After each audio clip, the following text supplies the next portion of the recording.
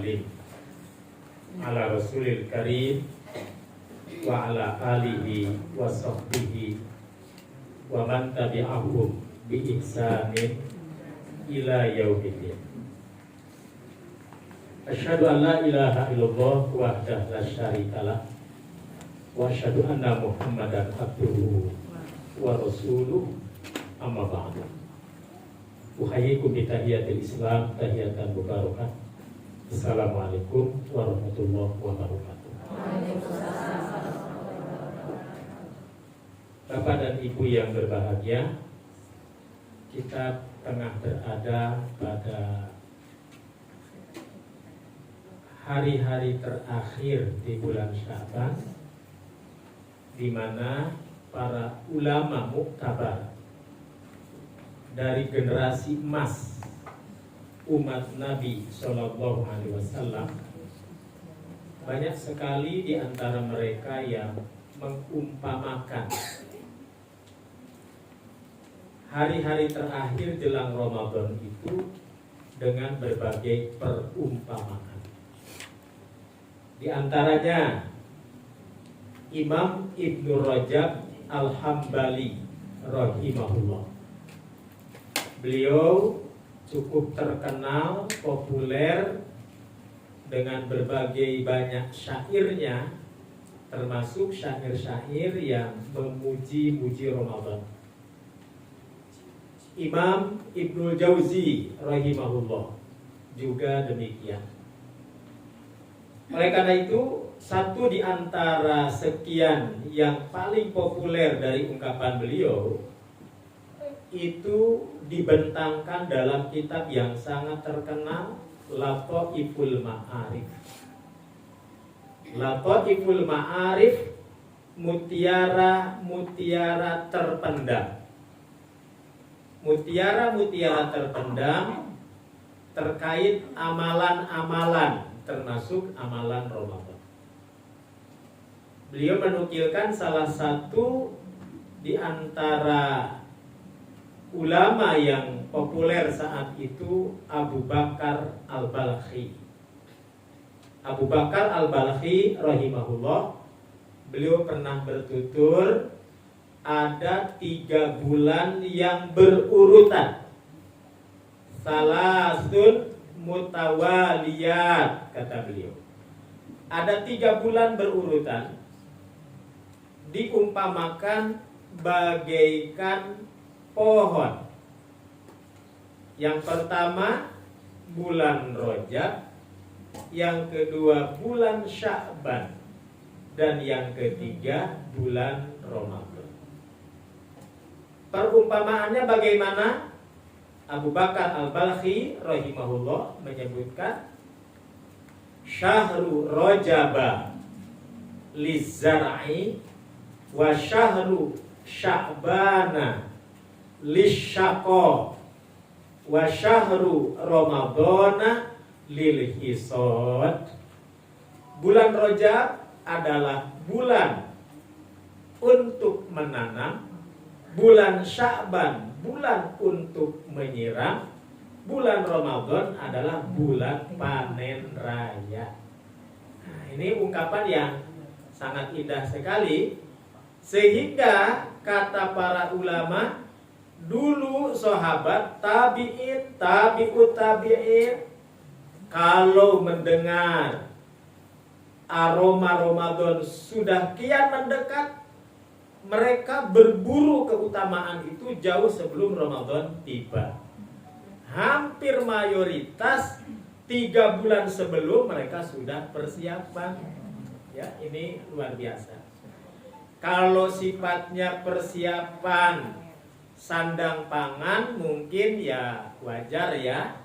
Dulu kan harus persiapan memang ya. Ke pasar jauh gitu ya. Nanem juga tidak semua orang nanem dulu mah. Kalau sekarang mah walau kita nggak nanem, tinggal online ya Bu ya. Cabai online ya. Ada paket online.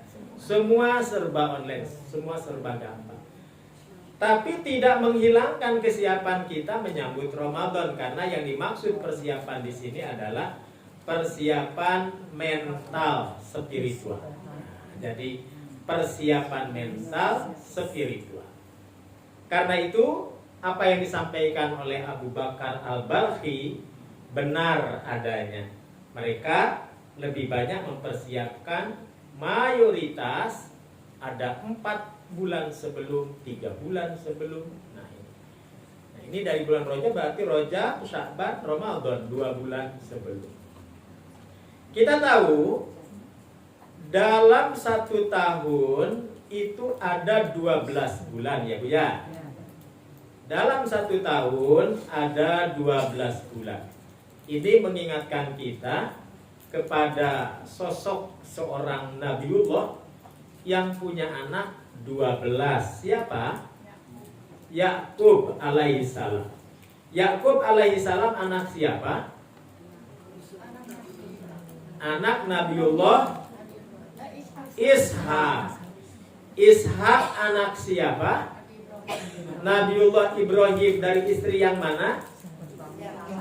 Dari Sarah. Ya, dari Sarah. Sarah apa Siti Sarah?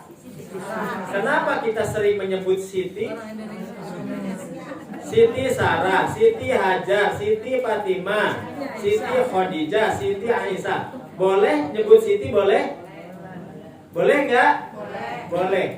Siti itu bahasa Arab asalnya. Sayyidati. Ya. Siti itu asalnya sayyidah. Kalau ditulis jadi sayyidati. Cuma memang orang Indonesia itu suka yang gampang-gampangan. Ya. Sayyidati Khadijah. Wah, kepanjangan. Siti Khadijah. Nah, ya. Jadi cari gampangannya aja. Jadi disingkat. ST Khadijah. Ya, ST itu kan bisa stasiun, bisa apa gitu ya. Nah, tapi memang ya begitulah ya. Yang penting kita sudah kenal, oh ST itu Siti maksudnya. Tapi kalau memang mau lengkap ya Sayyidah ya. Sayyidati Ummul Mukminin Khadijah binti Khuwailid radhiyallahu anha. Aisyah radhiyallahu anha. Nah ini Siti Ishak. Siti Ishak? Siti Sarah punya anak Nabiullah Ishak. Nabiullah Ishak punya anak Yakub. Yakub punya anak 12. Dari berapa bibit? Dari 4 bibit, ya. Nabi Yakub punya istri 4. Nah, dari 4 istri ini lahirlah 12 anak Nabi Yakub. 12 anak Nabi Yakub paling populer dari zaman ke zaman, selalu diceritakan, dikisahkan, termasuk Nabi akhir zaman pun begitu sangat terngiang-ngiang terkait keluarga besar Nabi Yakub ini. Di antara sekian anak Nabi Yakub yang primadona, yang sangat disayang, yang mendapat perhatian bapaknya, yang sangat fokus sekali adalah Nabiullah Yusuf. Kenapa fokusnya ke Nabi Yusuf? Ya, kan dia tidak tahu calon Nabi awalnya. Jadi ini menjadi kajian psikologis modern, ya. Hampir rata-rata orang tua itu dari sekian anak ada saja anak yang menjadi pusat perhatian. Itu wajar terjadi dan sifatnya fitrah. Apalagi kalau anak ini menarik perhatian. Yusuf sangat menarik perhatian.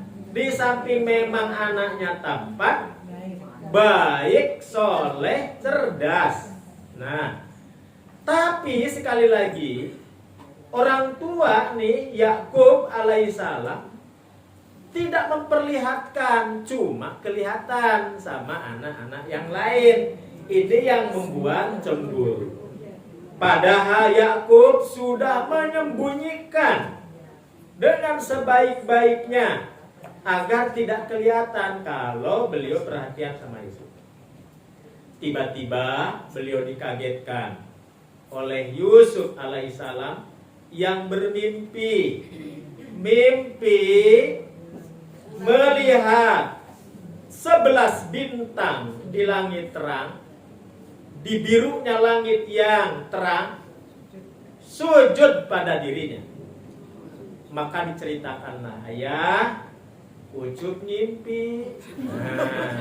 Kan Nabi Yusuf lagi masih kecil ya. Ayah, Ucup ngimpi. Mimpi apa, nak? Mimpi 11 bintang sujud pada. Langsung Nabi Yakub dengan isyarat yang datang dari Allah. Nah, ini barangkali ya kemukjizatan yang diberikan kepada Nabi Yakub, di antaranya mentakwil mimpi. Maka takwil di sini nanti akan menjadi perdebatan hukum di kemudian hari. Boleh nggak sih mentakwil mimpi itu? Kan gitu. Nah, buktinya para nabi juga menakwil, tapi takwil yang tentu dikawal oleh wahyu. Karena dia nabi. Nah, Yakub alaihissalam mengatakan, nah, jangan ceritakan kepada kakak-kakak. Jangan ceritakan kepada saudara-saudaramu. Pokoknya kamu jangan rombeng ya, nak. Nah, jangan cerita sana sini.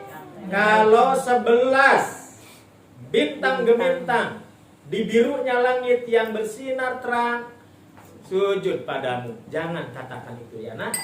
Ternyata apa yang dikhawatirkan itu memang benar terjadi, bahwa 11 kakak-kakak Yusuf memanggilnya, lalu diajak main kemana? Ke Ragunan.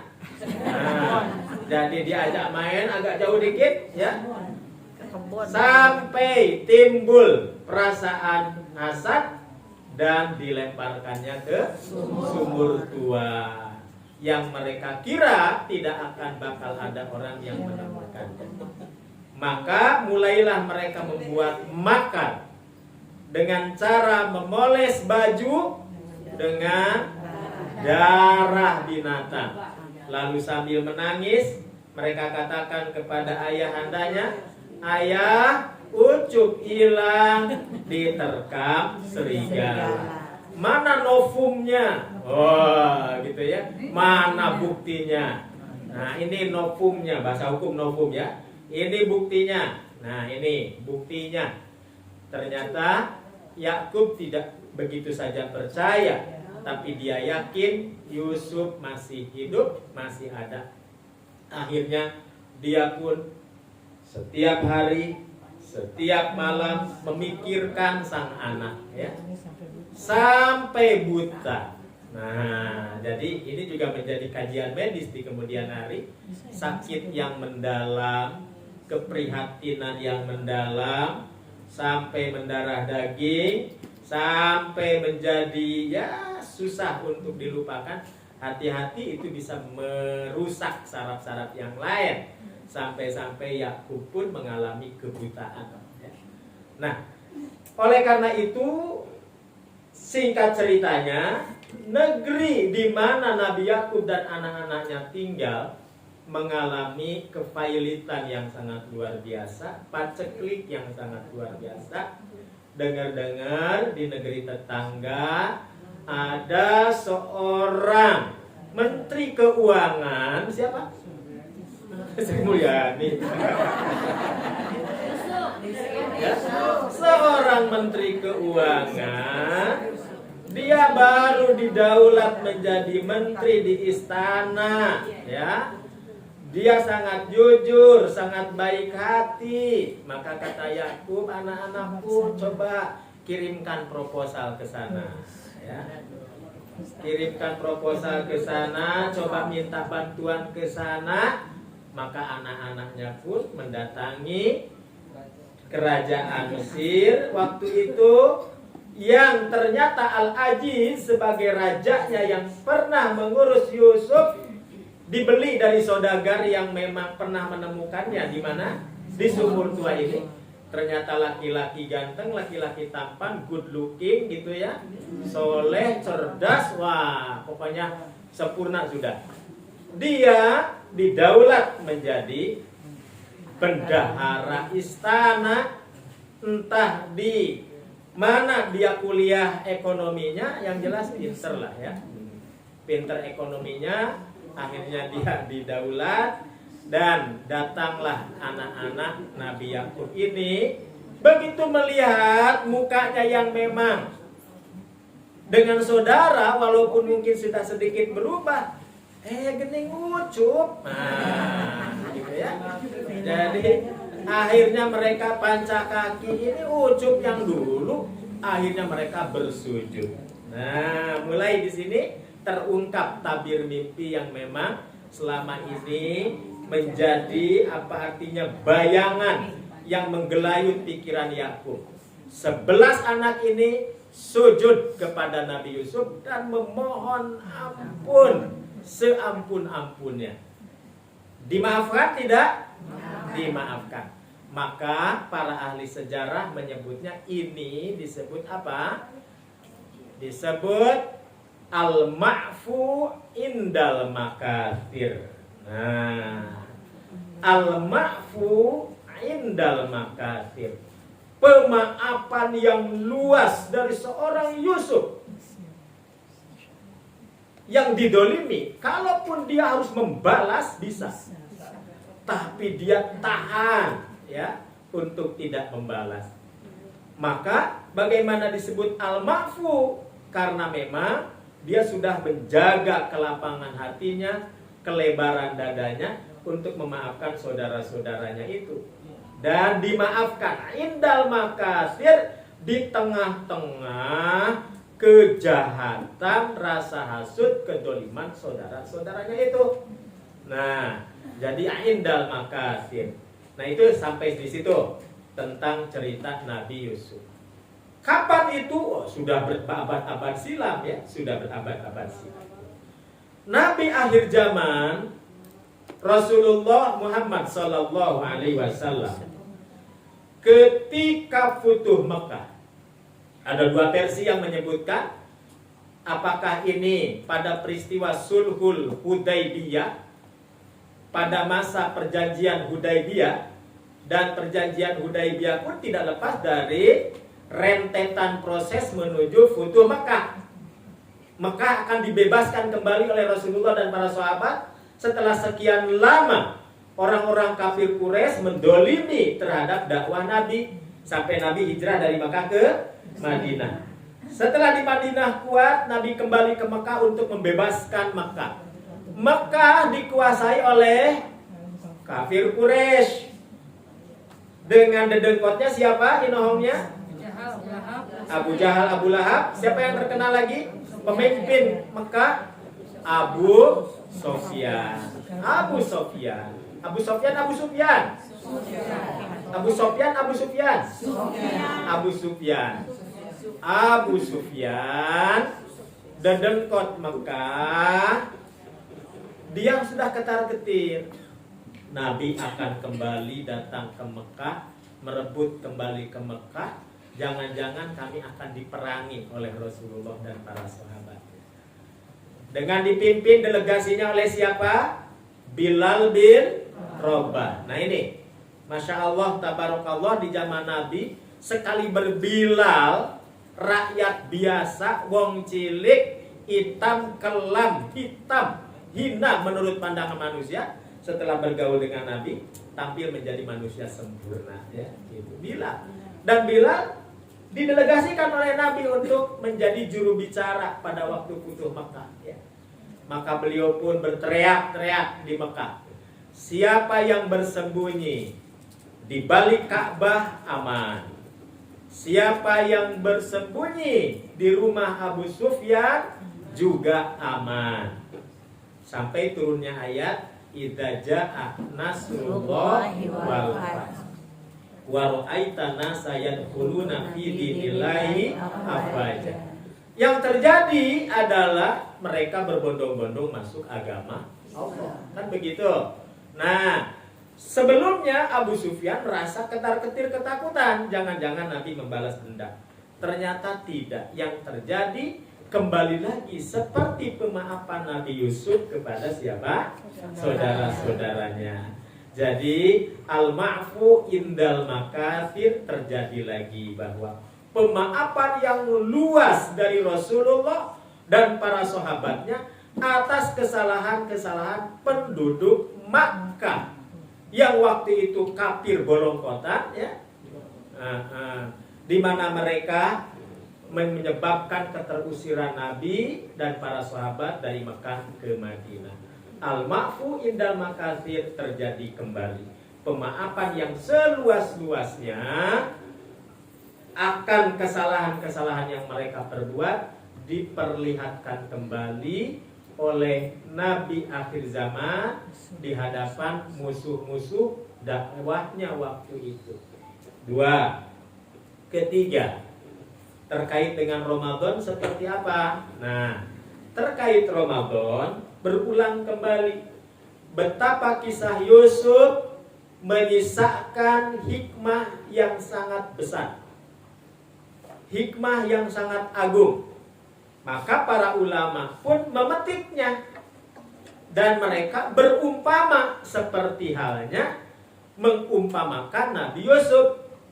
Bulan Ramadan itu, kata Ibnul Jauzi dalam kitabnya Bustanul Wa'idin, ya, Bustanul Wa'idin artinya taman para penyampai pesan. Nah, taman para penyampai pesan, Bustanul Wa'idin. Dalam kitab Bustanul Wa'idin, Ibnul Jauzi, ada dua nama yang hampir mirip, ada Ibnu Qayyim al-Jauziyah, ada Ibnul Jauzi, beda.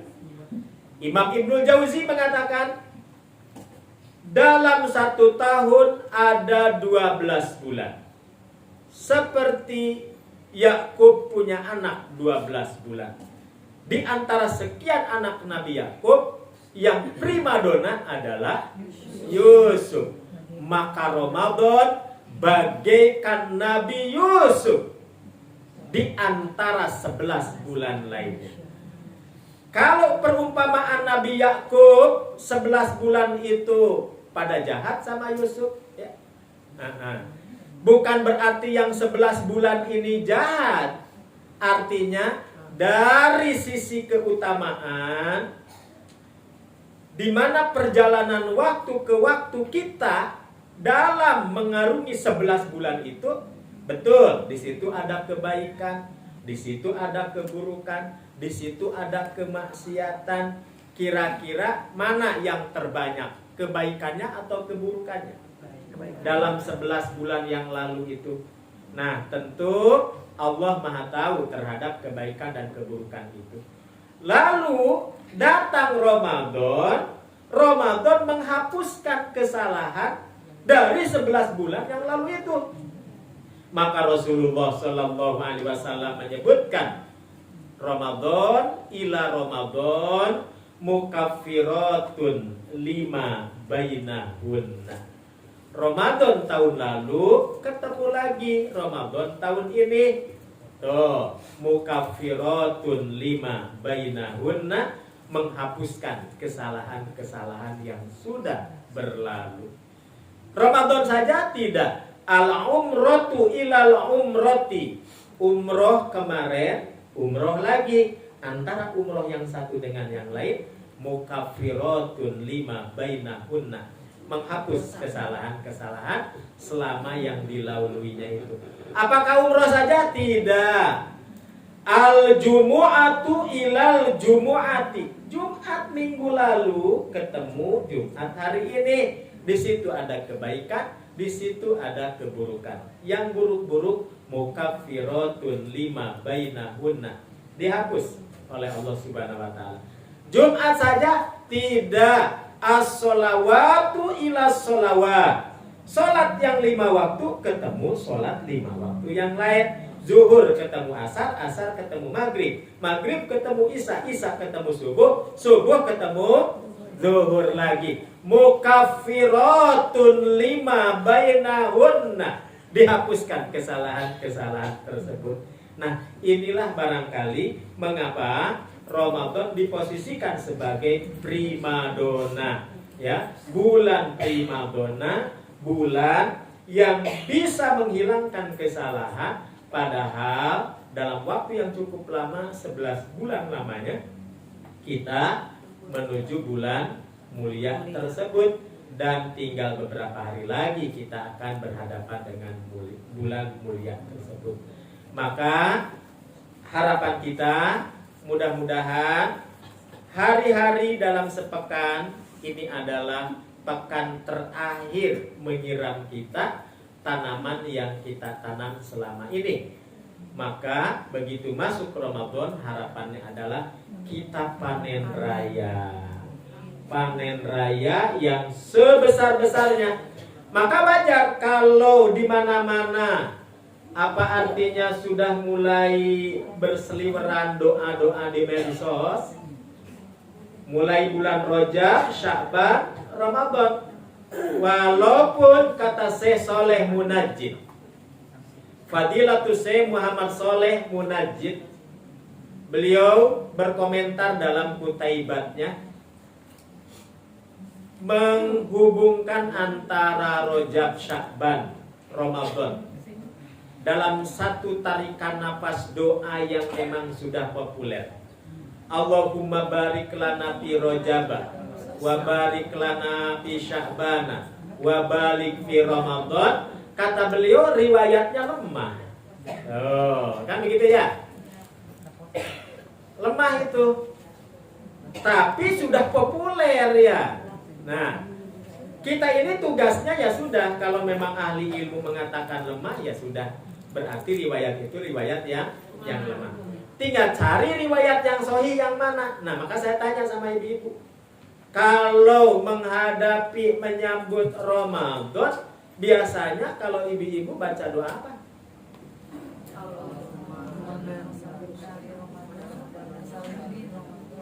Ya, yang mana yang biasa ibu baca? Nah, Syekh Soleh Fauzan rahimahullah, ulama kibar Saudi Arabia, pernah ditanya, "Ya Syekh, apakah ada doa khusus menyambut Ramadan?" Beliau menjawab, "Aku tidak menemukan doa khusus menyambut Ramadan. Yang aku temukan adalah doa menyambut semua bulan. Di awal bulan, Nabi setiap awal bulan, berarti tanggal 1 melihat hilal, maka Nabi berdoa tentang doa tersebut. Maka seringkali orang menyebut ini doa awal bulan. Jangan diberi judul doa datang bulan ya. Nanti bisa salah penafsirannya. Doa datang bulan, salah ya. Bukan doa datang bulan, doa awal bulan. Allahumma ahillahu alaina bil amni wal iman wassalamati wal islam Rabbi wa rabbukallah hilalu rusydin wa khairin. Apa lu? Nah, bareng. Bismillahirrahmanirrahim. Bismillahirrahmanirrahim. Allahumma ahillahu alaina bil amni wal iman wassalamati wal islam Rabbi wa rabbukallah hilalu rusydin wa khairin. Langsung apa? Enggak.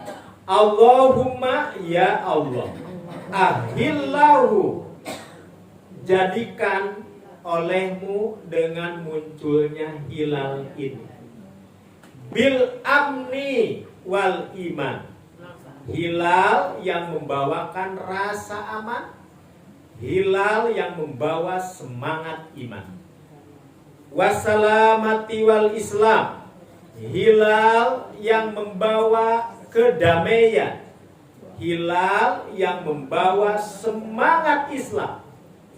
Rabbi wa rabbukallah. Tuh. Jadi Nabi ngajak ngomong sama bulan. Jadi ibu juga boleh tanggal 1 sambil lihat hilal, boleh kalau kelihatan bulannya ajak ngomong. Makanya kata bapak-bapak, kalau bulan bisa ngomong ya ada ya? Nah, jadi kalau bulan bisa ngomong. Oleh Nabi bulan diajak ngomong, Rabbi wa rabbukallah. Tuhanku dan Tuhanmu wahai rembulan. Allah sama-sama Allah. Nah, karena dalam fikih Islam itu bulan itu kan punya umur.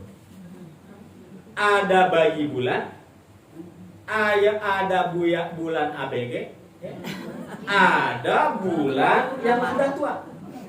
Nah, bulan bayi bulan disebut hilal. Jadi bulan sabit yang baru muncul itu disebut hilal. Nah, kalau hilal itu sudah ABG, sudah besar, maka purnama nanti, ya, itu disebut komar, komarudin.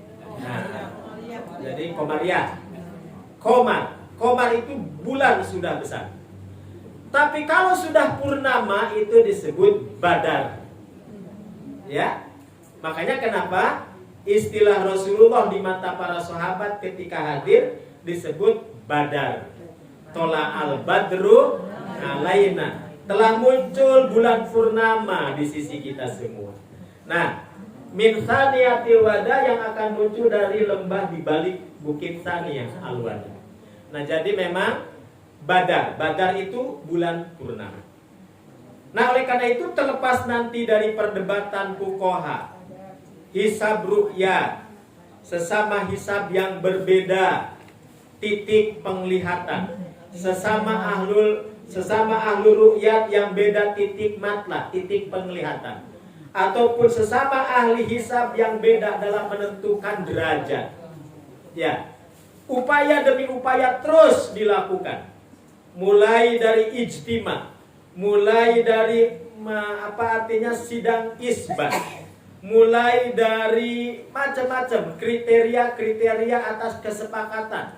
Mulai Istanbul ditarik ke kriteria isbat, ditarik lagi sekarang ke kriteria mabim. Kesepakatan ulama-ulama yang ada di Asia Tenggara, ASEAN. Masih saja terjadi perbedaan. Ini menunjukkan bahwa dalam hal fikih memang tidak bisa dipaksakan. Kalau memang argumentasinya bisa dipertanggungjawabkan, kenapa tidak? Maka yang harus berubah adalah kitanya. Merubah mindset kita, merubah cara berpikir kita. Ini masuk dalam kategori fikih yang mengandung ikhtilaf. Walaupun nanti ada kaedah-kaedah, ya. Ada kaedah-kaedah isbatul hakim fil masailil khilaf yarfaul khilaf. Kesepakatan apa yang ditetapkan oleh hakim yang sah, yang diakui oleh semua, ulil amri minkum, kalau memang ada yarfaul khilaf, bisa menetralisir perbedaan. Tapi kan definisi ulil amrinya juga terjadi silang pendapat lagi dalam satu sama lain. Tuh. Jadi memang ini persoalan yang sepertinya tidak mudah, tidak semudah membalikan telapak tangan. Tapi bagi kita sudah mengambil benang merahnya. Yang penting apakah kita mengawali hari H, mengakhiri hari J, itu atas dasar argumentasi ilmiah yang bisa dipertanggungjawabkan atau tidak. Nah, maka disinilah berlaku hukum kita ingin menjadi muqallid atau menjadi muttabi. Itu aja intinya, ya. Saya mau ikut si anu, ya sudah. Kalau memang argumentan cukup, ya silahkan. Min aina maqadahu, dari mana dia mengambil argumen itu? Ini yang harus dicari. Oleh karena itu, pandangan berbagai macam para ulama, baik Syekh bin Baz, Syekh Utsaimin, Syekh Albani sendiri, beliau membolehkan. Tidak selamanya kita harus sama dengan Saudi Arabia contohnya. Tidak harus. Kalau memang argumen kita memang cukup.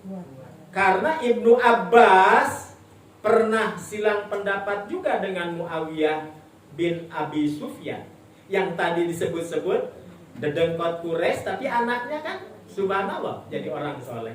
Muawiyah bin Abi Sufyan. Muawiyah melihat hilal di mana? Di Damaskus. Ibnu Abbas melihat hilal di mana? Di Madinah. Penglihatan Ibnu Abbas di Madinah berbeda dengan penglihatan Muawiyah bin Abi Sufyan di Damaskus, Syria.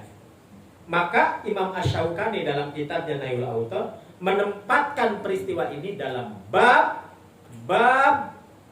ru'yah ahlul balad, ya. Artinya fi kulli baladin ru'yatuhum. Ternyata setiap negeri boleh menetapkan kapan mulai muncul hilal itu menurut penglihatan di negerinya. Artinya apa? Bukan persoalan. Toh ulama-ulama dulu pun memang sudah seperti itu. Cuma barangkali kenapa sekarang jauh lebih ramai, lebih heboh? Ya sekarang itu apa sih yang tidak heboh? Jangankan yang memang betul-betul potensi heboh, yang tidak heboh sekalipun jadi heboh. Maklum zamannya disebut zaman disruption, ya. Disruption era artinya era percepatan. Disruption era sebuah percepatan yang sangat luar biasa. Ketika kita meninggalkan, ya akan ketinggalan sendiri. Oleh karena itu, maka dalam hal inilah yang harus banyak dilakukan adalah tabayun. Mudah-mudahan apapun yang terjadi, mengawali atau mengakhiri, mudah-mudahan sih kalau mengawali kayaknya sama sih kayaknya. Walaupun nanti mengakhirinya agak beda, ya, agak terjadi perbedaan. Mudah-mudahan kita bisa mengambil ilmunya saja. Saya pikir itu yang bisa saya sampaikan. Kurang lebihnya mohon maaf.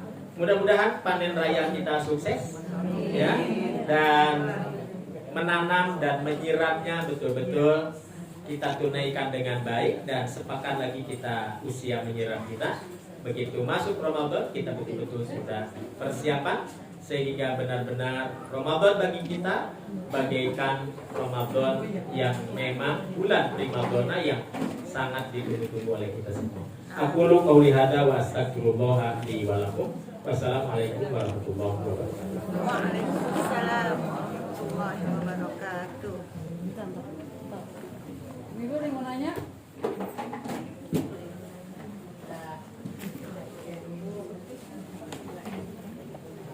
Ada pertanyaan? Apa cukup?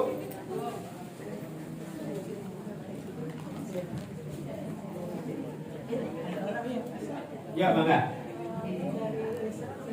Yakub ada anaknya lagi yang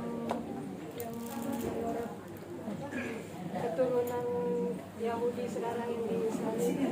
Baik. Ini ada pertanyaan. Nabiullah Ibrahim nikah dengan Sarah. Sarah melahirkan Ishak, Ishak melahirkan Yakub, Yakub melahirkan 12 anak. Di antara 12 anak lahirlah bangsa Israel. Iya. Kemudian Nabiullah Ibrahim nikah lagi dengan Hajar, Sayyidah Hajar. Hajar melahirkan Ismail, Ismail melahirkan keturunan. Dari keturunan Ismail lahirlah Rasulullah. Rasulullah anak siapa? Rasulullah anak siapa? Anak Abdullah. Abdullah anak siapa? Anak Abdul Muthalib. Abdul Muthalib anak siapa? Anak Abdullah bin Abdi Manaf. Abdi Manaf anak siapa? Bani Hashim. Bani Hashim turunan siapa? Dari Kusoi. Kusoi turunan siapa? Dari Kilab. Kilab turunan siapa? Murrah. Murrah turunan siapa? Bani Pihar. Bani Pihar turunan siapa? Bani Adnan. Bani Adnan turunan siapa? Ismail. Ismail turunan siapa? Nah, jadi memang turunan. Berarti kesimpulannya bangsa Arab dengan bangsa Israel itu saudara? Saudara. Nah, apakah Israel yang dimaksud Israel yang sekarang? Kata siapa? Jadi dari sisi keturunan iya. Dari sisi nasab memang iya. Itu memang mereka tidak kita nafikan, kita hapuskan dari sejarah bahwa bangsa Israel sekarang itu memang turunan Bani Yakub secara nasab. Secara nasab. Tapi secara ideologi, secara keyakinan, secara teologi, akidah, mereka sudah menyimpang jauh sejak zaman kerajaan Sulaiman terpecah menjadi kerajaan selatan, menjadi kerajaan utara, ya. Nah, terpecah. Allah turunkan nabi-nabi dari kalangan Bani Israel sendiri. Nabinya dibunuh oleh mereka sendiri. Berapa banyak nabi bangsa Israel dibunuh? Tidak kurang dari 300 nabi yang dibunuh oleh bangsa Israel sendiri. Padahal nabinya sendiri. Kitab Taurat dengan bahasa Ibrani yang memang mereka menggunakan bahasa Ibrani. Mereka rubah, ya, mereka mengubahnya menjadi kitab yang berbeda dengan ajaran wahyu Allah. Nah, jadi mereka mengganti Taurat menjadi apa? Menjadi Talmud.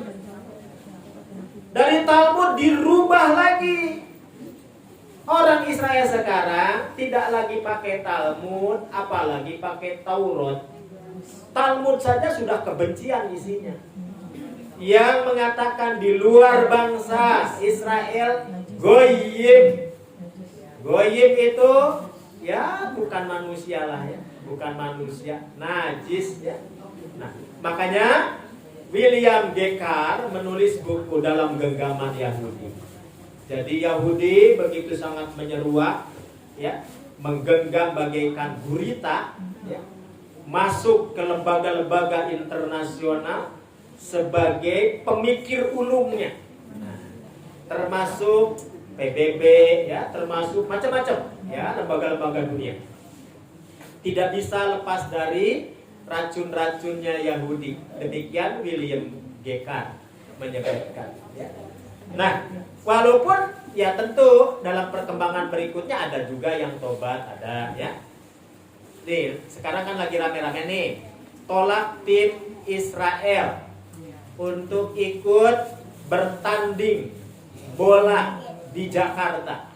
Nih, ini lagi rame nih sekarang. Lagi rame-rame menolak kedatangan tim Israel. Termasuk cucunya pendiri Zionis pun ya mulai sadar kalau memang Israel itu sudah kelewat batas dalam melakukan tindakan-tindakan ekstrim, tindakan-tindakan kejinya. Beliau pun menyarankan agar Indonesia menolak kehadiran tim Israel. Tuh, lagi rame nih, lagi rame sekarang. Nah, sebenarnya mereka tidak lagi menggunakan agama samawi sebagai rumusan hidupnya, tapi mereka sudah berkiblat ke kitab perubahan yang disebut dengan Protocolat of Zion. Protocolat of Zion terdiri dari 24 pasal, yang 24 pasal itu diadopsi dari Talmud diantaranya, yakni tentang makar-makar bangsa Yahudi yang memposisikan kalau dirinya merupakan darah biru, semua selain darah Yahudi darah kotor semua. Ya. Jadi yang darah biru cuma Yahudi. Nah, oleh karena itu, maka mereka dengan pongahnya menunjukkan bahwa tidak ada bangsa yang lebih hebat kecuali bangsa Yahudi. Maka di zaman Hitler sekalipun, Hitler membunuh para Yahudi ini untuk tidak berkembang di Eropa waktu itu. Ya, nah itu Hitler saja yang sama-sama kafir, ya, membenci Yahudi. Nah, Allah sudah mengukirkan dalam ayatnya, duribat alaihi mudillatu ainama tuqifu illa bihabli minallah wa habli minan nas. Allah timpakan kehinaan kepada bangsa Yahudi dulu sampai mereka tak punya tempat tinggal. Jadi dari tempat satu ke tempat lain. Akhirnya atas perjanjian Balfour mereka jadi punya tempat sejengkal tanah di mana? Di Palestina. Yang Palestina itu dulunya bagian negeri Syam. Jadi negeri Syam itu tempat dagangnya Rasul pertama kali. Jadi Nabi kan dagang pertama ke negeri Syam. Negeri Syam itu dulu hanya kegubernuran, gubernur Syam. Sekarang negeri Syam itu sudah dibagi menjadi 5 negara. 4 negara yang diakui, 1 negara penjajah.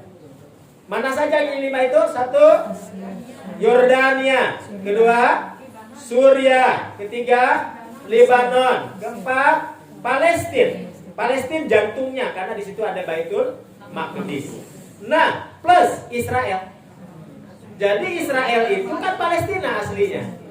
Nah, diakui tidak diakui oleh kita, Israel itu dulunya Palestina. Bayangkan, negeri Syam tempo dulu yang didoakan oleh Nabi, Allahumma barik lana fi Syamina, Allahumma barik lana fi Syamina. Ya Allah, berkahi negeri Syam kami, berkahi negeri Syam kami. Nah, jadi negeri yang diberkahi negeri Syam itu. Kenapa? Tadi ada berkaitan dengan para nabi. Hampir keseluruhan para nabi pernah menginjakkan kakinya di negeri Syam. Para sahabat yang hebat-hebat pun pernah juga ke negeri Syam. Nabi sendiri berniaga pertama kali yakni ke negeri Syam. Begitu. Jadi dengan keberadaan Yahudi sekarang yang memang sudah lebih berbau politis, kekejian, ras, dan sentimen global, sentimen internasional, ya, bukan hanya nasional regional tapi memang internasional, global. Tapi perlu disampaikan ke ibu ini pas tanggal berapa ini? 15 Maret, Perserikatan Bangsa-Bangsa melalui resolusi tertanggal 15 Maret 2022 menyatakan bahwa tidak ada lagi Islamofobia di seluruh dunia.